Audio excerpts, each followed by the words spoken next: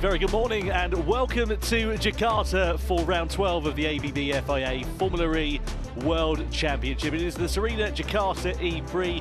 It is hot, it is humid, and it is a circuit that is ready for action at a critical point in the 2025 World Championship. Coming into this weekend, Oliver Rowland for Nissan leads the Drivers' World Championship by 68 points. He hasn't got a chance to wrap it up here this weekend, but he has got a good chance to stamp his authority even further on it. You can see the season that Oliver Rowland has had. We began back in December in Sao Paulo, where Mitch Evans took a spectacular victory from last to first. Then Rowland began what was a pretty imperious run of form. As you can see there, 4 victories for him over the course of season 11, and a few surprise winners this year as well. Most recently, we saw Nick Cassidy taking his first victory of the season in Shanghai as well. Here are the 22 drivers that will be taking to the grid here for free practice 2 and indeed for the remainder of the weekend. Keen to see how they are going to fare. Keep an eye out in particular for Maximilian Günther. He has been on top form in Jakarta so far this weekend after leading free practice 1, but also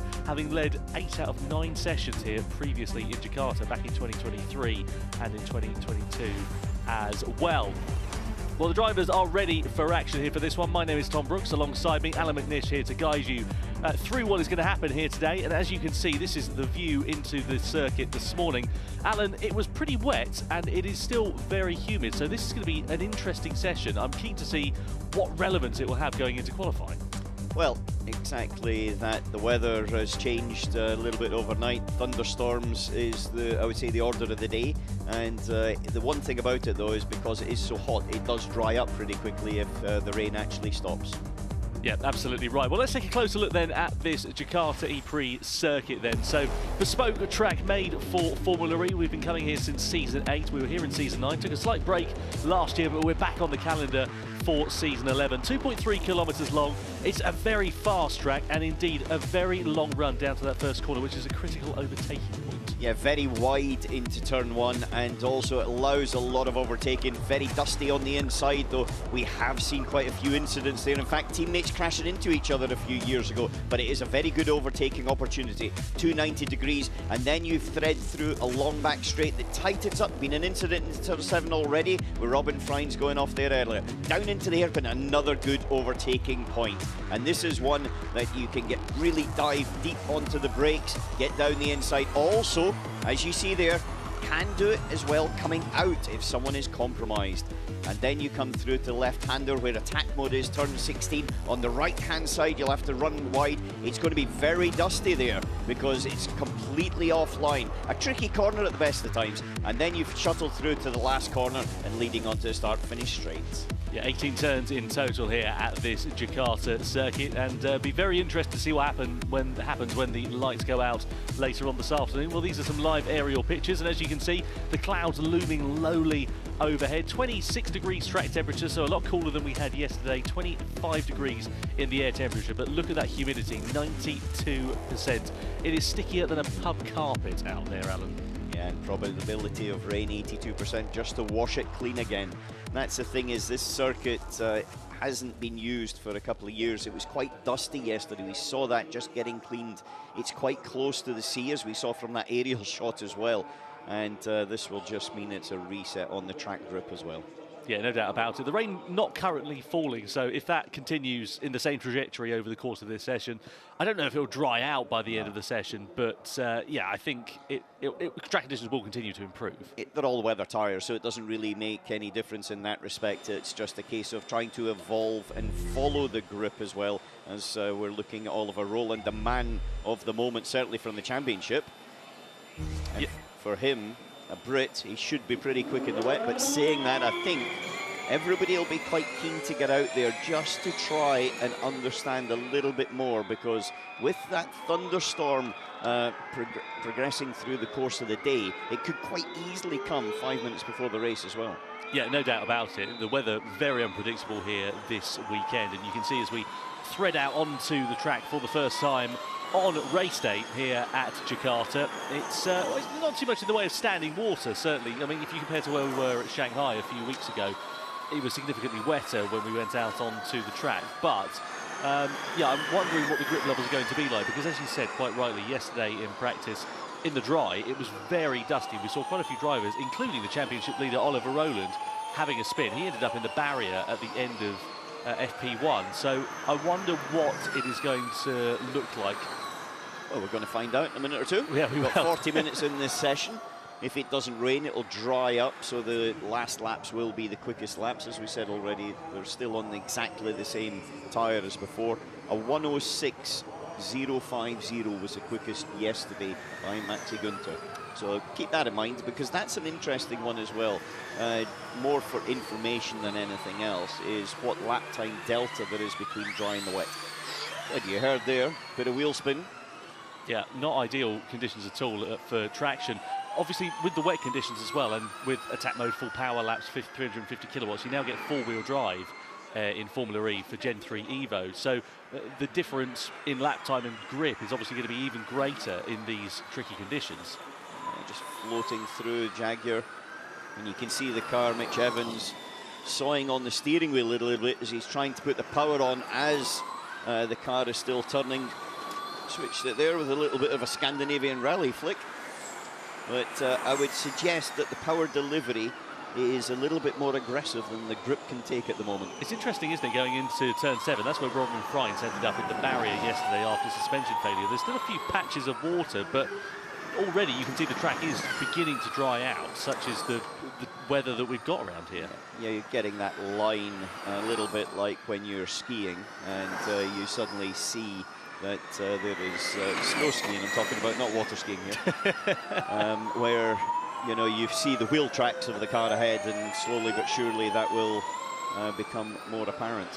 Yeah, well, a few drivers will be hoping to not go off-piste here at this circuit. Then so Evans making his way round. It's his teammate Nick Cassidy that you want to be keeping an eye on in the wet conditions. If you remember in Shanghai, an amazing victory that he took, lights the flag, led every single lap of that race, and you could see the emotion for Nick Cassidy after what has been a challenging season 11 so far.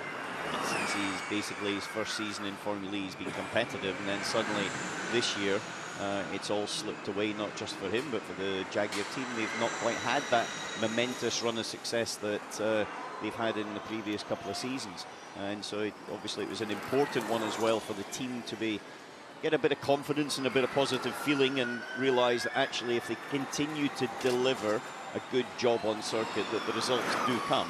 It's just sometimes you feel like you're pushing water uphill at times. Yeah, no doubt about it. We've been talking about the Drivers' Championship a lot going into this weekend, Alan. Obviously, we know that Rowland has got a sizable advantage over his competitors at the sharp end of the field, but it's the Teams' Championship where things are a lot closer.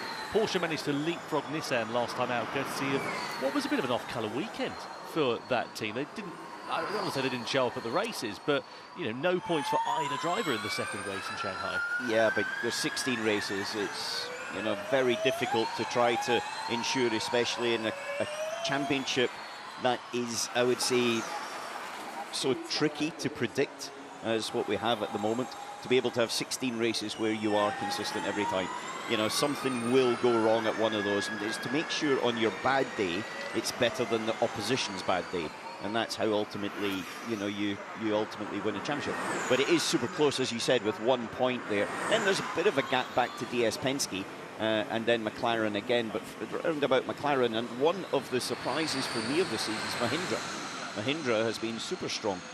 They've had a very good run, considering that it's been a couple of years in the doldrums.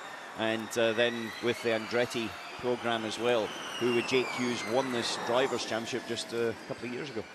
Yeah, absolutely. Just speaking of Mahindra, I remember my first weekend in Formula E in Roman Season 9, and the team there had an absolute dog's weekend of it. Cars stopping on circuit and no pace at all when they were circulating around. If you compare that to where they've been over the course of this season, they've had podiums courtesy of Nick de Vries and some strong results with Eder Mortara on the other side of the garage. 5th in the standings, and very much, as you said, on the coattails of McLaren in the Teams' Championship as well. And that's important for the team. It's commercially very important for teams to finish as high up as possible. But also, I think, from a morale point of view, from an attracting drivers and engineers and personnel and things, then it's always important if, people gravitate towards success. And that's something that has definitely started to have a positive momentum at Mahindra. Just looking here at Sean McGill, Jake Dennis's race engineer. Jake Dennis having a relatively okay run of things yesterday, 13th at the end of FP1, but there was a yellow flag at the end of that session when Oliver Rowland ended up in the barrier, so quite a few drivers lost an opportunity to improve in their final flying laps as Dennis comes across the timing line. I suppose one positive to the wet weather that we've got here in FP2 is that there won't be any dust problems out on track at least. No. Certainly there's no dust getting thrown up at the moment. It's been damped down as we see a decent bit of oversteer there from Taylor Barnard, who's popped himself up into 4th place. He loves making this car dance, doesn't he? He really seems to just absolutely harry it at every opportunity. Yeah, but you have to, understeer is slow in the wet. It's just super slow. So you do need to make sure that it's balanced. I wouldn't say, you know, 1970s power oversteer rally style is the way to go, but you do need to have it on the nose and where you're not just sitting with a lot of steering angle on, waiting on the front to turn. See the two McLarens out in formation at the moment as Barnard was also getting sideways down into turn 13, just locking the rears slightly going into there. I'll be interested to see how Barnard is going to fare. He's been the topic of a bit of conversation going into this weekend as well. Of course, we're now at the point where driver market news is getting ever more prominent in the paddock here in Formula E. And Barnard, of course, contracted with the Neon McLaren team as he goes to the top of the pile. But Ian James, team principal, as we look at him here at the moment, talking about Barnard's future because the Neon McLaren name is going to be disappearing from Formula E at the end of this season. And the question is, will they be able to retain Barnard? But Ian James sounding confident that he'll be able to keep the services of Taylor despite whatever guise they end up in for season 12. Yeah, Taylor Barnard came in Berlin last year, bit of a one-off race, did very well, and he's kept that positive momentum. He's obviously got the speed. I think we saw that in the junior categories as Freins goes deep into the corner. Now there, that wasn't, I think that was an intentional one. It was a very close-in shot, but I think he was just pushing heavily into the corner, trying to gain lap time on the way in, running way past the normal dry line to go to the outside, where in theory there should be a little bit more grip. Robin Freins has always historically been good in these conditions. Probably when it gets to that half and half stage between wet and dry is his optimum area. But he kind of drives with the seat of his pants by just pure feel. Something looks like it's a dry here for Nick Cassidy. Suspension troubles we're hearing. Also underneath, they're looking at the floor. Well, I mean, look at the two front wheels there. They're at different angles, aren't they? Unless that's just camber from... Well, that's excessive toe out, I would say. Now, yesterday, Robin Freins, who we're looking at now, had a suspension failure where a bolt failed in the front right suspension, which pitched him straight into the wall. There's a bump entry into turn 7, and as he was braking into 7, he hit the bump, and then the car kind of, well, one of the wheels just turned right and the other one was turning left, and the car followed the wall as opposed to followed where he wanted it to go. Yeah, it was not ideal at all there for Robin Freins. Thankfully he was okay as we look at a super slow-mo of Taylor Barnard sliding his way round. Teammate Sam Bird there keeping a watching brief in the background. Let's have a look here at Mitch Evans just coming very close to the wall through turn 6 as well.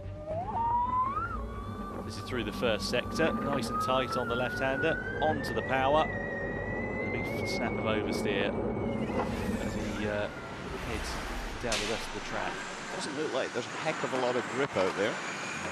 No. Team radio? Right. Okay, Nick, could you just give us as much information as you can about what happened? It looks very similar to what happened to Robin yesterday. So possible similar issue then for Nick Cassidy here. So on the bottom of the suspension where it joins to the upright, so the upright is that where the brake disc is mounted to. There is a bolt there that joins the bottom leg of the suspension to that upright, and apparently that's what sheared yesterday. Now, there was a question with Robin Freins yesterday whether it was actually something that had maybe been fatigued, live fatigue, skimmed the wall somewhere in Shanghai, maybe skimmed another car in Shanghai, probably more likely. But we haven't actually had the information on the feedback from it. But I'd be surprised if there was two cars with the same problem. If there is, that doesn't seem to me to be, I would say, just bad luck. In terms of, just to be clear about this as well, obviously it's 2 Jaguar powered cars that are affected, but that'll be spec parts because it's the front powertrain. Yeah, front suspension, yes, is a spec part. So as we now look, remember we said it was a 1:06.0 yesterday for the fastest lap time, so it's basically 9 seconds is the difference.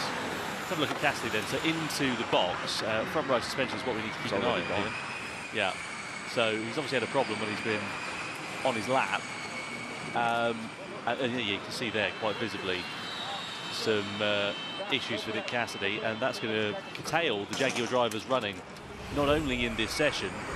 Thankfully for Cassidy, if it went earlier on in the lap, then it was a relatively slow point at the circuit for him, so not too much of a bother, and thankfully didn't end up in the same circumstances as Fright, i.e. in the wall.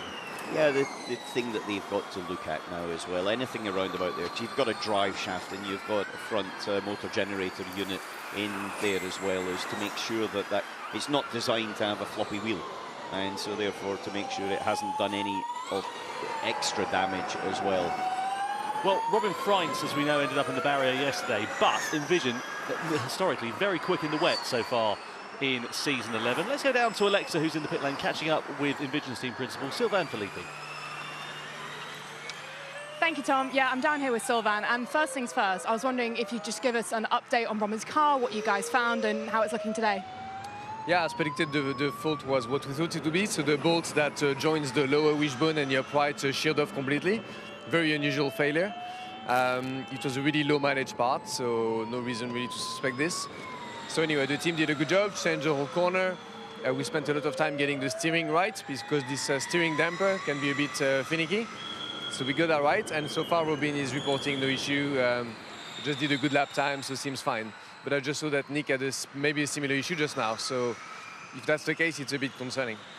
And is that something you're going to be able to take a further look at, to work with Jaguar and see what's going on? Yeah, for sure. We'll compare what happened to both cars, and if it's the same, I mean, this is a part that is the same on all 22 cars. So yeah, it's not just us. So yeah, for sure we'll compare and see if there's a pattern. And just historically, as Tom said, you guys are very good around wet races. How are you feeling about today in the weather forecast? Yeah, it's hard to predict. The radar is showing that some rain is coming and then the clouds are not moving much. So it's a part of the world where you don't really know where the showers are coming. So let's see. Also, when it's hot, of course, it will dry quickly. So it's hard to predict really whether quali and race, the state of the track by then. But yeah, we'll do our best. Thank you so much, Sylvain. We'll let you get back to it. Thank you to Sylvain. Thank you to Alexa. Yeah, be interested to see how they are going to fare this weekend in Vision. I do love Sylvain Filippi. Finicky. Not many French people know that phraseology, but he understands motorsport phraseology perfectly.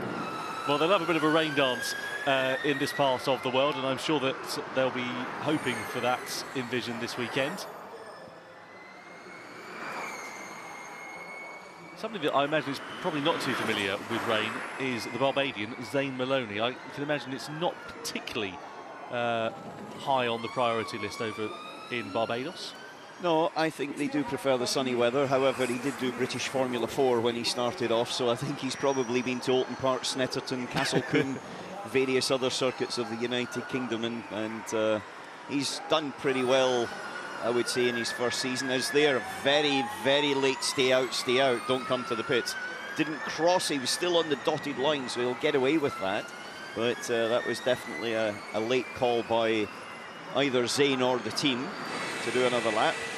A lot of drivers doing attack mode laps at the early part of the session. By that I mean up to 350 kilowatts and full power. Only a couple of drivers have done so, including Taylor Barnard and the other Neil McLaren, actually, of Sam Bird. So Barnard currently 6th quickest, Bird down in 16th at the moment. You can see visibly how much the track has improved over the course of this session and how much that line is coming through now. Just look at where the wheel tracks are of the cars as they've gone through. It's actually not as narrow as you might begin to imagine in these conditions as well, compared to what we have seen at other circuits. But yeah, definitely slicker on the racing line.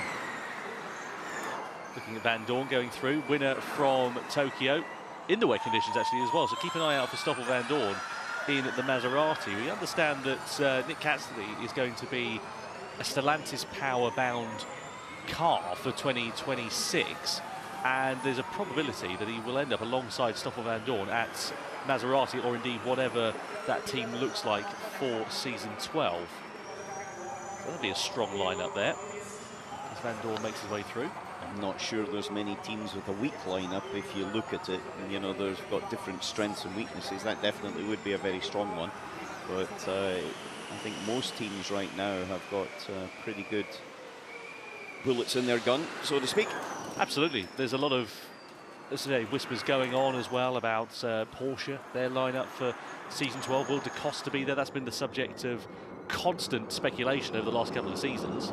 Yeah, speculation's very rife at this time of the year, and it's something that, as you see, a lot of understeer there for Jake Hughes as he's turning in. Anytime when you're actually steering is over 90 degrees, then you're picking up basically understeer, apart from in a hairpin, and that's kind of slow, and it's not exactly what you want.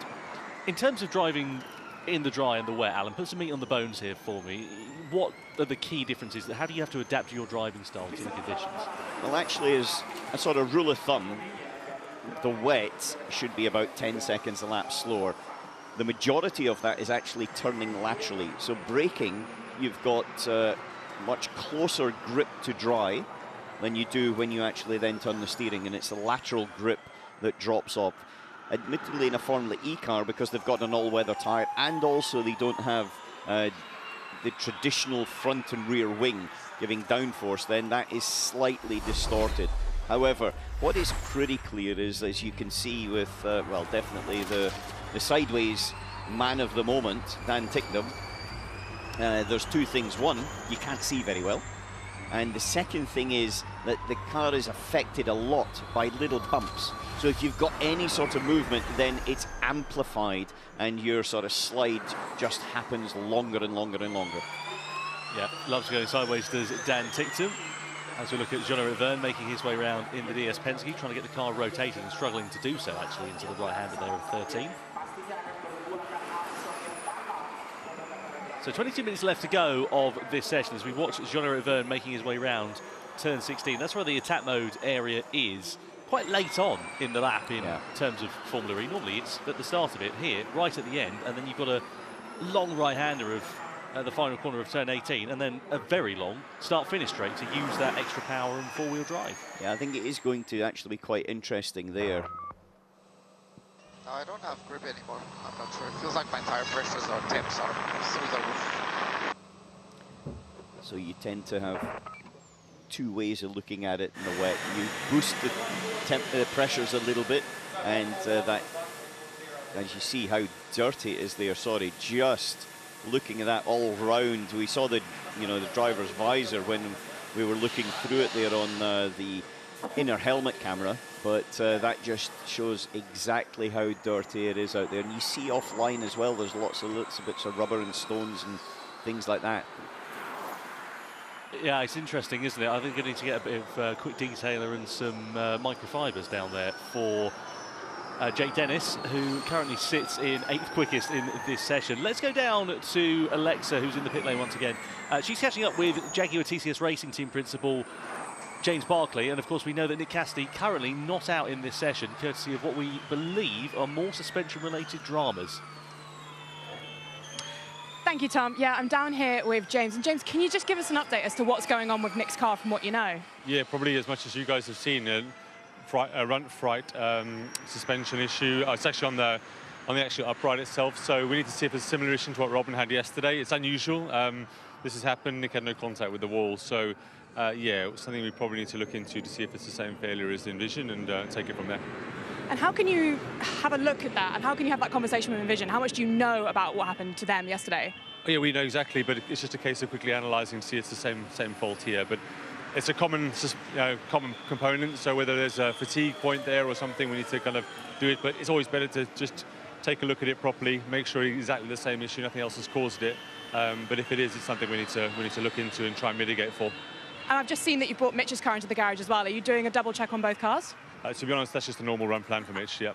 All right, thank you, James. No worries, thanks. Yeah, cheers, James. Thank you to Alexa there down in pit lane. These cars looking particularly rallycross-esque at the moment. We were talking about dust not being a particular problem, but dirt, clearly the trade-off with that.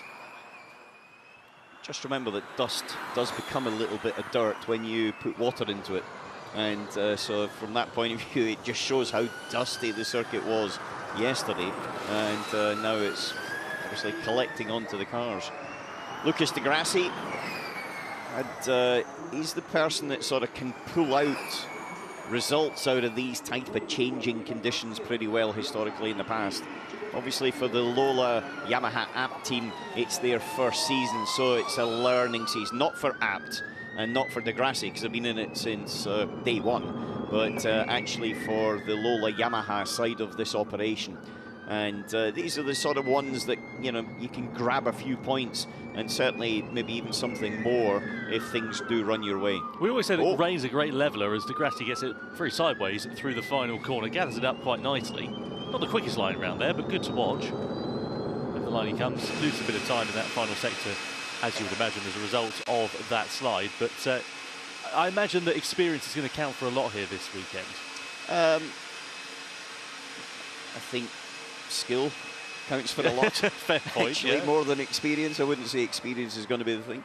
I think for certain drivers like Oliver Rowland, then it does, because he's got a tricky race up ahead of him. He's leading the championship by quite a long way. So for him, he can only make a mistake to reduce his chances of winning a championship. Unless he obviously goes out and wins, then he extends his points. But I think those conditions for him, it's a case of being patient, more patient than he probably normally would be if it was dry. Looking here at Jean-Eric Vergne, last time he was on the top step of the podium was in Hyderabad in 2023, first year of the Gen 3 era of Formula E. You can see him getting very sideways there through turn 6. But yeah, he's been on the podium last couple of times for DS Penske this year, including that emphatic 1-2 for the team in the first race in Shanghai. Put in an incredible final few laps, cycling his way up through the field, and right when it mattered, he was there to pounce on the drivers in front of him to get through and into second place to secure that 1-2 finish for the team. It was spectacular to watch from a commentary point of view, and also the two drivers, as you can imagine, were absolutely elated with the result. Double champion, Jean-Eric Vergne, and he's the one thing about him, if you give him a sniff of a podium, my goodness, he'll put everything into getting it. And, you know, it will be very robust in his attacking or defence to ensure it, there's no question. But he's another driver that's maybe not quite, well, he hasn't had the season that he expected. Kyle Wilson-Clark there, who is his engineer of mine, actually, in the past. Works quite closely with him then? Yes. Yeah. Just look at the dirt here on Pascal Wehrlein's crash helmet as he makes his way through the first sector. Where's Wehrlein currently at the moment? He's top of the pile, isn't he? He's 1:15 by nearly a few tenths of a second, actually.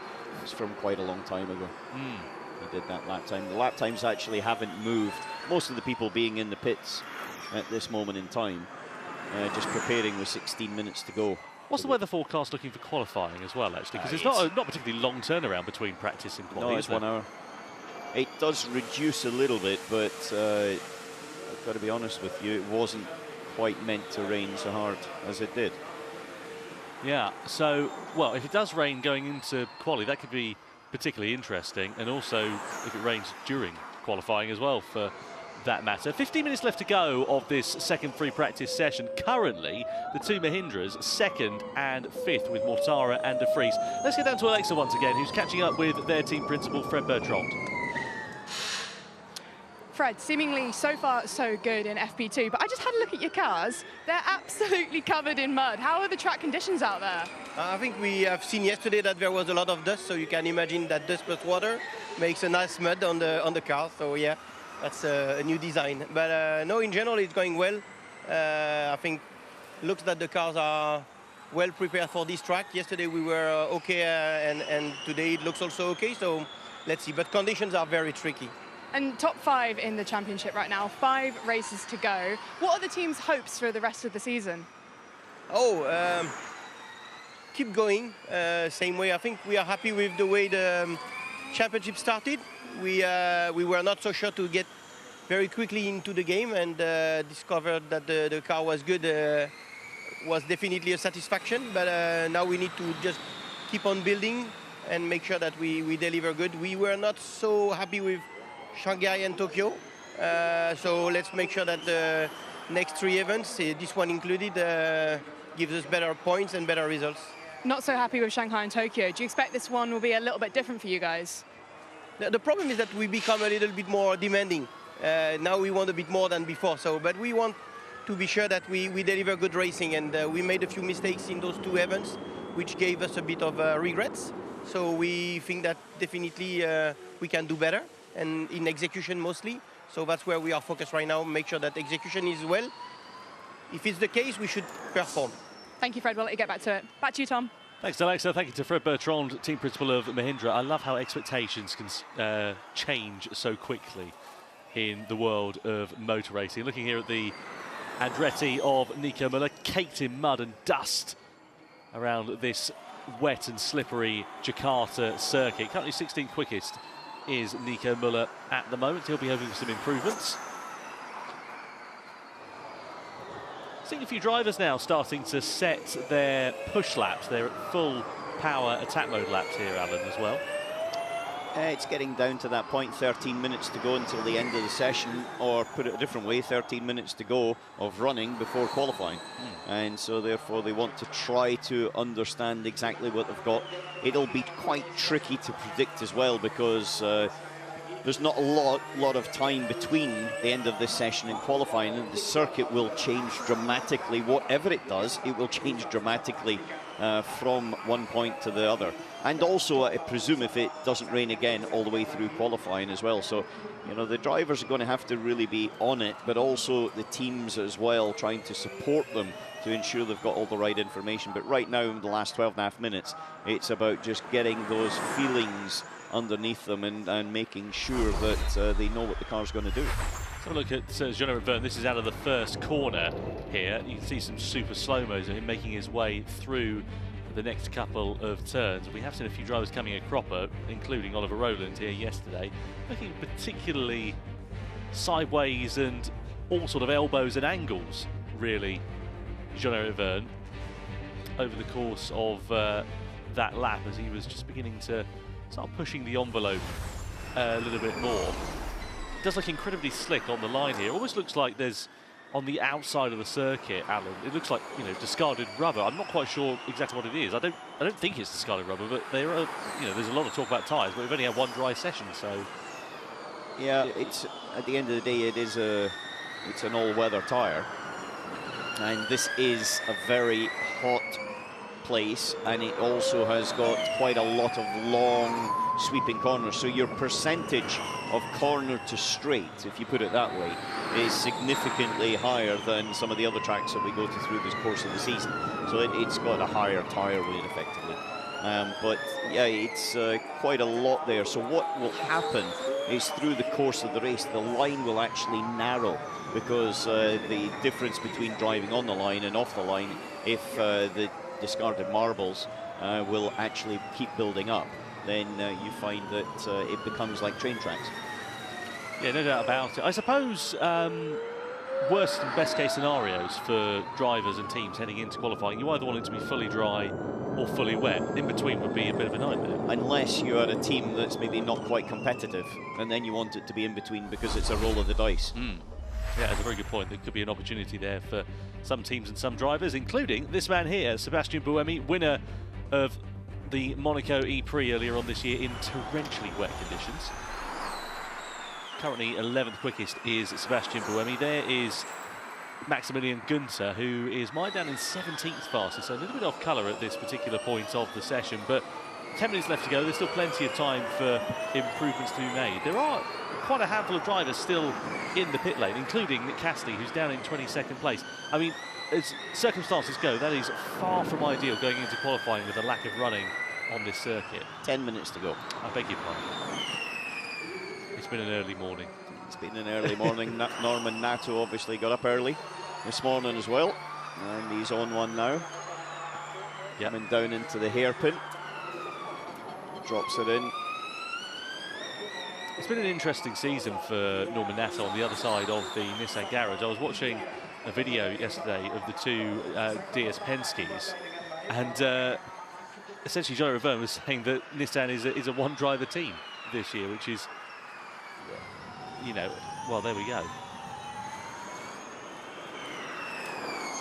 So just under 10 minutes left to go of this session. There is Sam Bird making his way through at the moment on an attack mode lap. Just had a notification coming up on our timing screen that Oliver Rowland and Robin Freint are under investigation for a tyre pressure infraction. We'll keep you updated on that story as it develops. Meanwhile, the two Maseratis looking pretty handy in the latter stages of this session. Jake Hughes, the Briton, leading the way. Teammate Stoffel van Dorn in fourth quickest at the moment. Let's go down to the pit lane and catch up with their team principal, Cyril Blaze. Cyril, things are looking pretty good out on track at the moment, in the good places. How are you feeling about this weekend? Yeah, no, it's looking good on the wet. We've got some pace. Yesterday on the dry it was a bit more difficult. So we're happy to have the pace on the wet, but qualifying looks like it's going to be dry. So we'll have like to try some few things in FP2 because the important thing is to be fast in quali. But no, the guys are doing a good job in the wet. They're feeling comfortable. Obviously the track is evolving, you know, every lap. It looks like it's kind of drying-ish.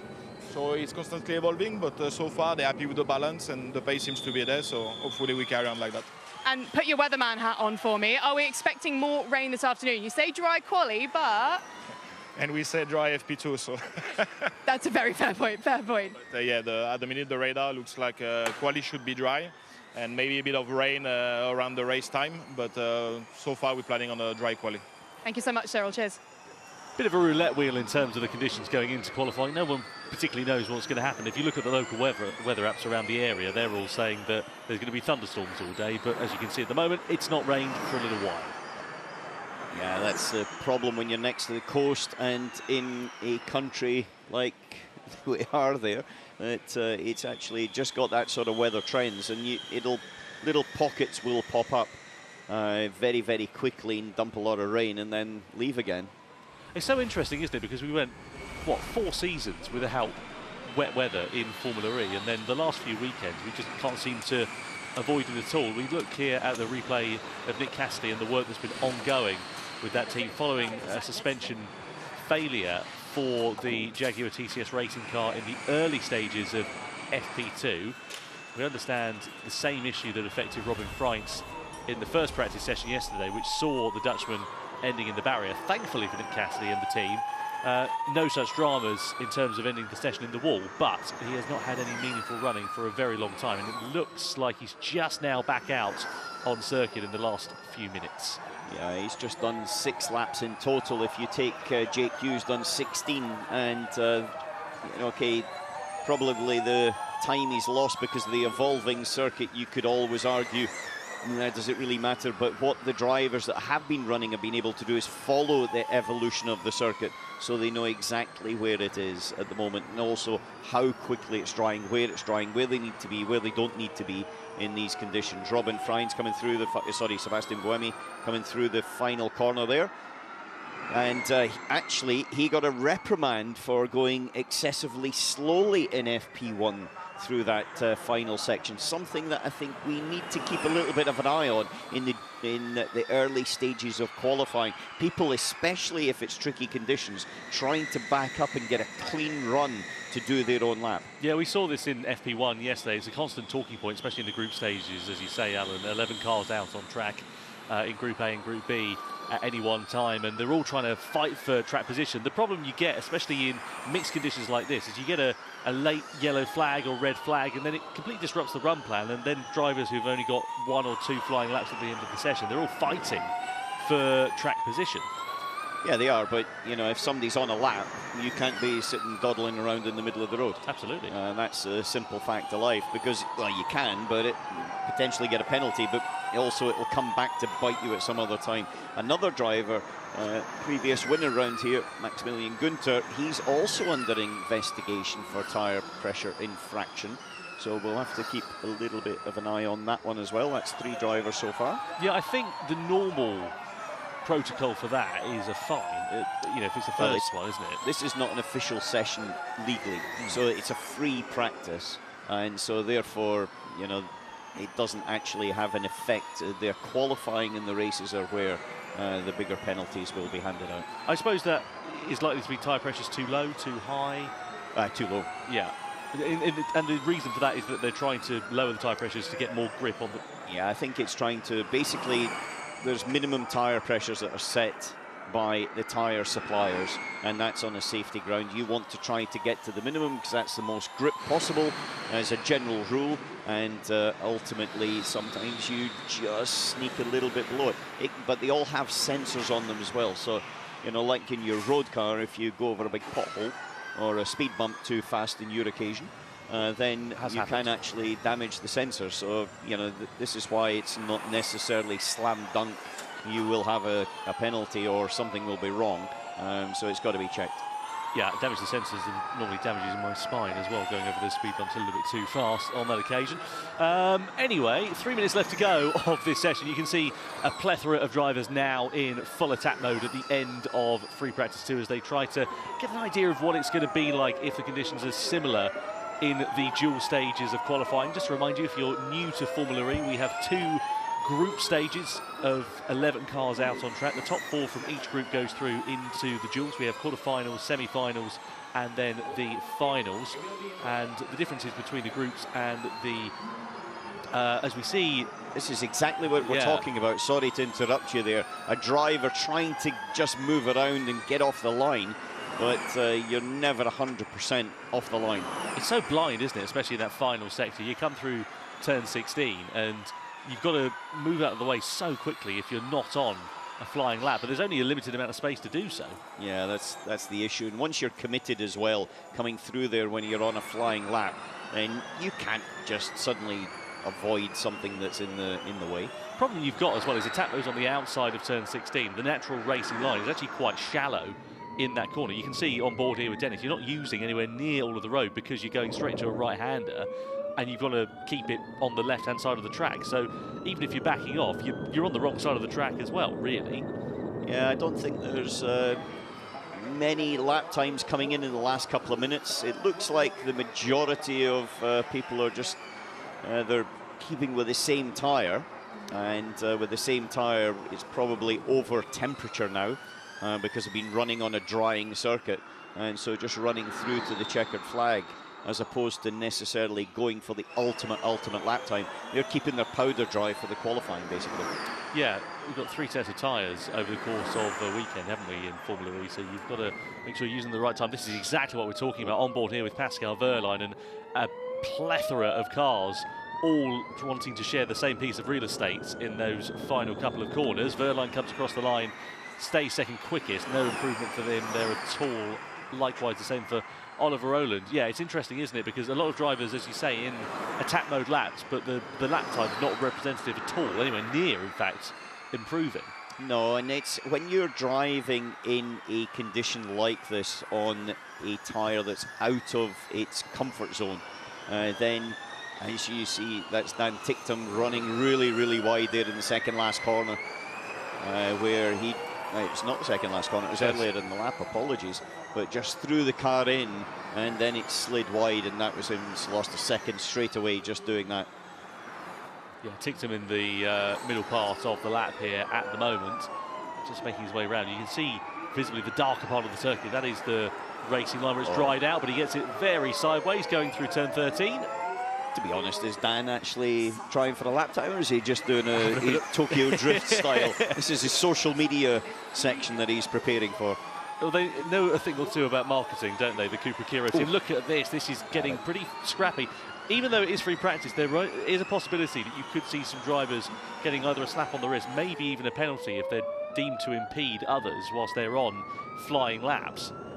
Yeah, but coming through there was 7 cars all together just through the last couple of corners. And Zane Maloney also trying to feed his way out of going through the attack zone area. Track conditions do not look particularly brilliant out there at all in terms of the lack of grip. Checkered flag is now out at the end of FP2 and drivers ready to now come across the timing line. I don't think we're going to see any improvements at all really at the end of this session. Everybody's taking it pretty easy despite being in their full power attack mode laps, just getting a feel for what the conditions are like as we head into qualifying. Only an hour or so's time between the 2 sessions. So relatively short turnaround, and thankfully relatively uneventful. No red flag periods, no drivers ending up in the barrier at the moment, even though a couple are still on their final flying laps in this session. So looking here then at Norman Nato making his way around the final corner, currently 14th quickest for the Frenchman. Teammate Oliver Rowland 7 places better than that as it stands. But only 0.2 of a second. So actually it's super tight there. If you look at it, you've got Jake Hughes a mile up the road, 1.5 seconds. Pascal Wehrlein, he did his time obviously at the optimum for the track grip, the rain that was on it, the tyre feeling and feedback, and then after that it's all pretty close with 1 second between second place Pascal Wehrlein and then Zane Maloney down in 20th. Yellow at turn 7, which is just them telling everybody that they're coming round for the standing start. So it's a practice start as well. Again, asking the question, how relevant is that? But then again, you never know. No, absolutely not. It's interesting how much faster Jake Hughes is compared to everybody else. 1.4 seconds in his pocket over Pascal Wehrlein. The field behind that, as Alan said, very, very close together. There's another 9 drivers separated by 0.6 of a second, and further back than that, only another second separating the next 10. So, yeah, very interesting how close it is in Formula E here, even in these mixed conditions. And Jake Hughes, the big delta was in the final sector where he was, 0.8 of a second quicker than anyone else. It was only 2 or 3 tenths in the first sector, second sector, but it was that final sector of the circuit where, in reality, that is only 1, 2, 3, 4 corners. Can we read anything into that going into qualifying? Do you think that has any relevance? No. Okay. The reason being? Because I don't think the conditions are going to be the same. Fair point. And I don't believe that Jake Dennis, as much as I think he is a very good driver, is 0.8 of a second quicker than Pascal Wehrlein in one sector. The 3 corners. Yeah, no, Hughes, yeah, as you say, fastest at the moment, but yeah, sizable margin he's got over Pascal Wehrlein. You've got, what's that, 4 different powertrain manufacturers inside the top 4 as well. So lots of unpredictability, as always, in Formula E as the final practice start take place. This is the start-finish straight. You can see the right-hand side of your picture, that's the normal racing line. The left-hand side, that of course is the dirty part of the track, and emphasis on that because, as you can see by the state of the cars, it's pretty filthy out there where the dust from yesterday has become dirt in the wet conditions. But I wonder what the grip levels are going to be like when the lights go out for the E-Prix this afternoon. Yeah, that's quite a long way through this afternoon. First of all, we've got qualifying, and the qualifying's it's going to be a tricky one, I think, because the circuit will have definitely dried up. I'm quite confident with that, but I'm not 100% confident it will have dried up unilaterally across the whole track. Well, some drivers and teams will be looking to try and roll the dice as we head into qualifying, and opportunity knocks for teams that maybe haven't had the best of opportunities this season. The outlier being the likes of lowly Yamaha App. They've had 1 podium this year, but other than that, results have been pretty hard to come by in the drier conditions. Let's see what it looks like, though, as we head into qualifying. As we look at the Envision making their way away from the grid on that dirty part of the track on the inside, down towards T1. Very long run into that first corner. Anyway, free practice 2 concludes with Jake Hughes fastest for Maserati MSG Racing, ahead of the reigning world champion Pascal Wehrlein. Taylor Barnard, another strong performance for Neil McLaren, 3rd quickest ahead of Edo Mortara. Then Van Dorn de Vries, championship leader Oliver Rowland, P7 ahead of Robin Freint, Johnny Riverne, and then Jake Dennis in the Andretti completing the top 10. Big advantage for Jake Hughes at the end of that session, 0.8 of a second in particular he gained over the rest of the field in that final sector, but you can see how close it is further down the order. Big upset of the second practice session was Nick Cassidy, the most recent winner in Formula E, having suspension failure in the early stages of that session, and the upshot is that he had a very big lack of running compared to other drivers, 12 laps compared to a relative average of 20 to 23 for the other drivers. So a little bit on the back foot as we head into qualifying here in Jakarta, and a lot of cleaning work for the teams to do as well. Every part of these Gen 3 Evo cars pretty much caked in dirt at the end of that session. Well, that is championship leader Oliver Rowland's car. This, though, meanwhile, is Dan Ticktum's Cupra Kiro, sorry, David Beckman's Cupra Kiro, I should say. And you can see just how much it has been soiled over the course of this session. Even the crash helmet there of Nico Muller and the race suits as well. It reminds me of, if I may digress for a second, I did some rallycross a couple of years ago in a buggy, and it was open wheeled and open cockpits, and it was similar conditions to this. And by the end of the heat, you were absolutely caked in mud. So is this you sort of putting your name down for the rookie test in Berlin? Is well, that that's what I was we're hoping for. Yeah, talking yeah, about here as we're seeing the top three, some slow-mos of them. I'd just like to say, for any teams that are listening for the rookie test, I do have prior experience around the Berlin circuit as well. So, you know, that could count for something. Yeah, I wouldn't say it counted positively for you for something, though. That's the only thing. You might have a point. Anyway, Jake Dennis, there he is in the Andretti garage at the moment. Where did he end up in that session? Just inside the top 10. 10th quickest for the Season 9 World Champion. Max Günther, the teammates of this man, Jean-Eric Verne, was 17th fastest. Verne, meanwhile, was 9th quickest at the end of that one as well. So, see what he is able to do here as we head into qualifying. As we said, relatively short turnaround between these two sessions, so not a lot of time if drivers are unhappy with the balance of their cars. Anyway, let's look at some highlights then from free practice 2. Started off on a wet circuit and began to get drier as the cars pounded round. Dust and dirt, though, was the big point, or dirt being the main issue, because it was dusty yesterday. That's translated into dirt here today, courtesy of the wet track. As such, the car's getting absolutely caked in dirt over the course of that session. We saw problems, though, for Nick Cassidy. Suspension failure for him, detailing a lot of running and a lot of that session for the Shanghai winner. Meanwhile, relatively uneventful affair at the sharp end of the field. The big outlier being Jake Hughes in the Maserati. He was quickest by 1.4 seconds at the end of free practice 2. Pascal Wehrlein, second fastest in the Tag Heuer Porsche. I think he'll be pretty happy with that. Grip, though, looked to be in a bit of a premium over the course of the circuit, even as the circuit began to dry as well. So keep an eye out for that as we head into qualifying. And to be honest, who knows what is going to happen in terms of the weather as well. You look at the local weather forecast, it says it's thunderstorms on and off all day. So there's a chance it could be dry, there's a chance it could be wet. What are you going with, Alan? What do you reckon? Well, I think you're not going to be a weather forecaster or a racing driver, so I would say stick to commentary and get ready for the qualifying.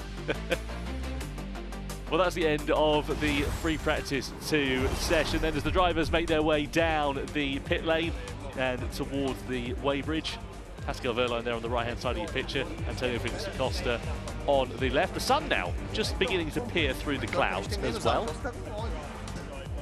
as conversations go on down in pit lane. This is the man of the moment, quickest from FP2, Jake Hughes. He'd be pretty pleased with that, and no surprise at all. It's been a pretty good season for him. He's had a fair amount of misfortune, one podium being the particular highlight in Jeddah earlier on this year.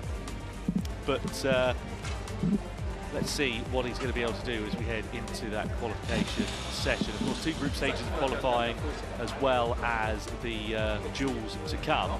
And it's pretty much anybody's guess as to what's going to happen, both in terms of the weather conditions and in terms of the order as well, because the 2 practice sessions not being particularly representative of the true pace so far this weekend here in Jakarta. But qualifying gets underway at 10:20 local time. We'll see you then for round 12 here in Indonesia.